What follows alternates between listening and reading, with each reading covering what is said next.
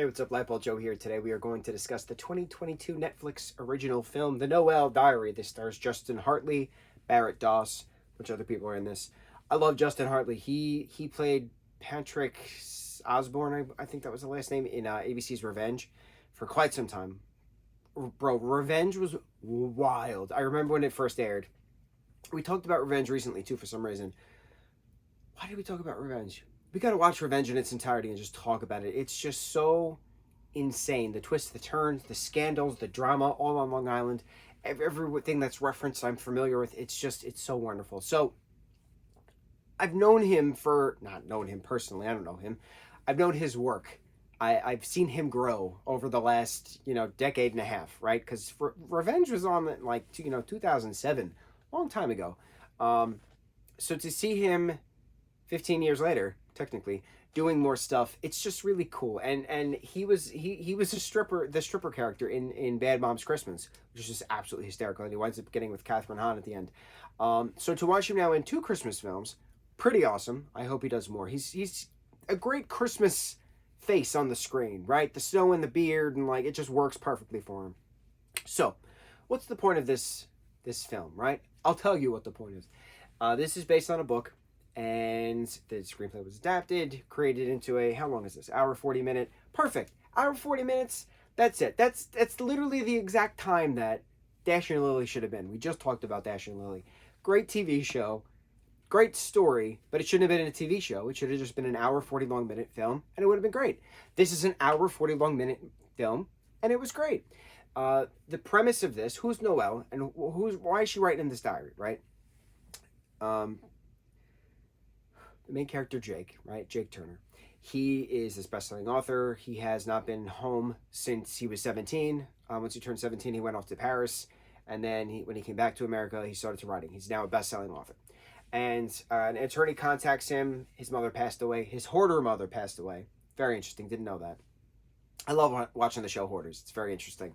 The treasures you can find. And he's sorting through the stuff, and he finds this diary written by Noelle, who was his nanny back when he was, 3-4 years old.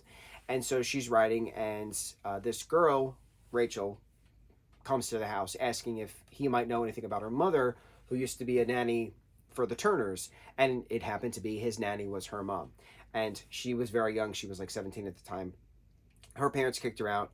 She lived with the Turners as she helped raise the kids as she was pregnant before she gave birth, and then put the child up for adoption because that was what her parents forced her to do.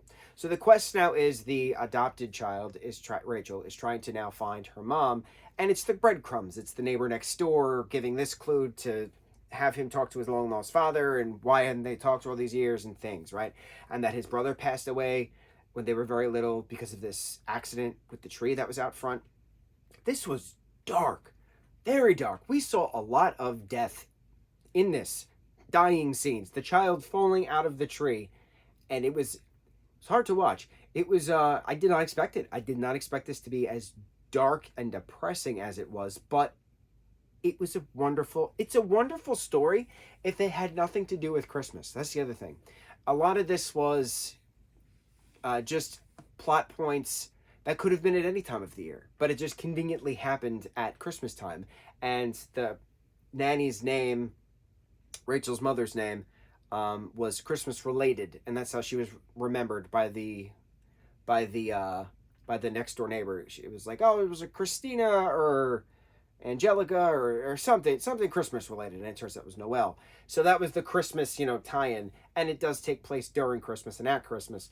And he has the, crying in the snow scene on the phone, begging her to let him in the house, kind of a thing, on Christmas. So it takes place on Christmas, but it's a story that would work without Christmas, and that's what's cool about this. Not a lot of Christmas rom-coms, if you will.